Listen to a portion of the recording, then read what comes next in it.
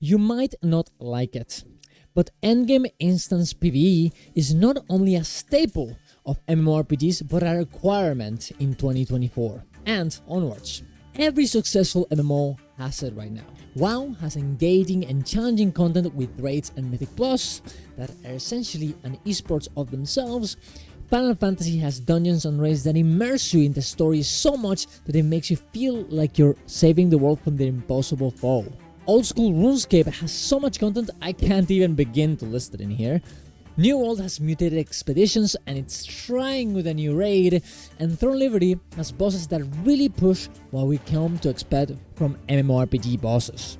Guild Wars 2 raids have a little bit of everything we have mentioned here, but very inconsistent, and not only that, but they didn't have real difficulty settings until last year, and yes, we only got 2 raid bosses last year too.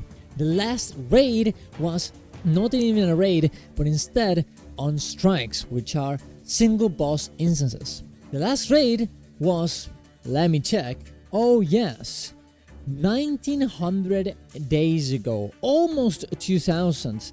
Thankfully, this will be done this week.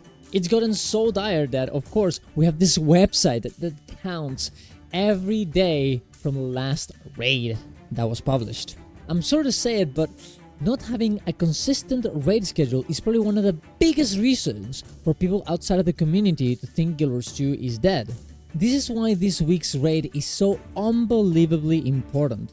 Not only does it release with 3 bosses that will conclude the first act of the expansion story, making it an epic and meaningful fight on the world of Guild Wars 2, but they are also implementing a way to do it that not only has various difficulty settings, but also takes advantage of one of the biggest draws of Guild Wars 2 as a game: open world and 50-man content. This raid will not only be a raid with normal mode, hard mode, and legendary mode, but it will also use the same bosses in a 50-man version of this raid, which will function as an easy mode for people to familiarize themselves with the mechanics and bosses. But that's not all. This 50-man version will also have another hard mode for people who want a bigger challenge in another type of format. Of course, raid mechanics on 10-man is not gonna be the same as a 50-man raid, and the experience will be completely different. This is very important because Guild Wars 2's biggest problem with raids was that even though they were fun and engaging, they were not popular at all. Guild Wars 2 being an MMO that mainly focuses on open world and almost goes against the traditional MMO objective of gear grind to get to the hardest boss with your friends, makes the player base not interested into trying to get into something as hard as a raid.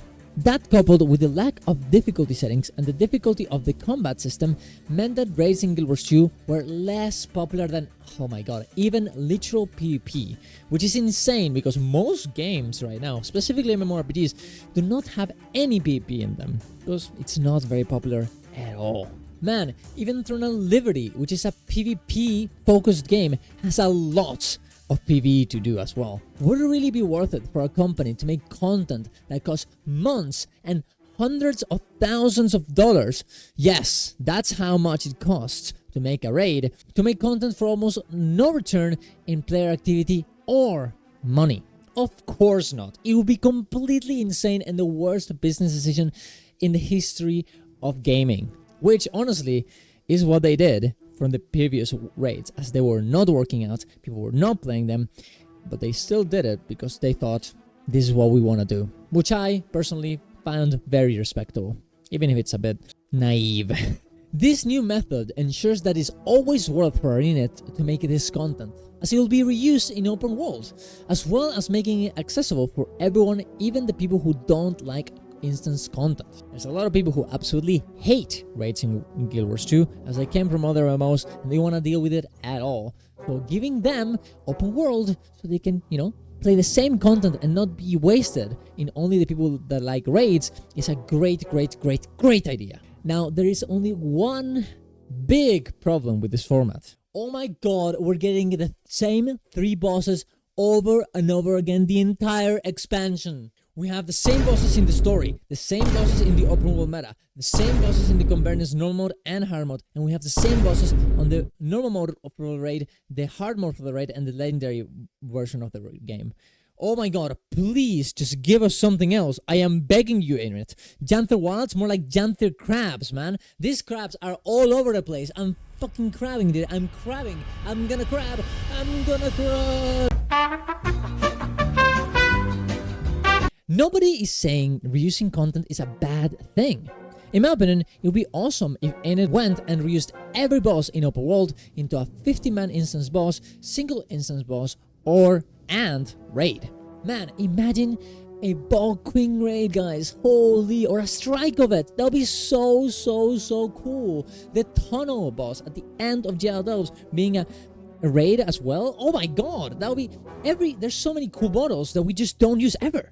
The story bosses in the main story from Living Room Seasons, Titan, all these things could be raids, strikes, and so many other things. It is criminal that Arena doesn't do that. And I understand, it takes time, but oh my god, invest in that, please. At the end of the day, you cannot expect people to be happy, since the start of the expansion will be the same bosses we will fight for the next 3 months and until the next expansion as well. Sure, we'll get some more stuff in the next patches, specifically in terms of open world, but those 3 bosses still be there. Thankfully, ArenaNet did think about this and try to make every encounter in every difficulty very different so it doesn't feel too repetitive. Or at least that's what they said. But we'll have to wait and see if this is actually true. They also implemented a special system on the 50-man versions of this, so it changes the weather and it feels completely different every time you do it. I just hope this also affects the mechanics of the fight. And considering what I saw in the actual trailer, it does seem like it.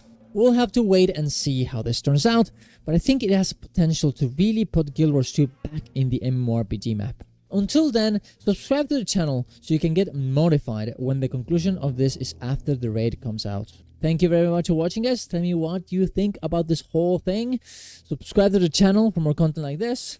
Go to my Ko-Fi if you want to support my content. Go to my Twitch to watch me live and get your drops this week. See you guys around. Love you all. Bye bye.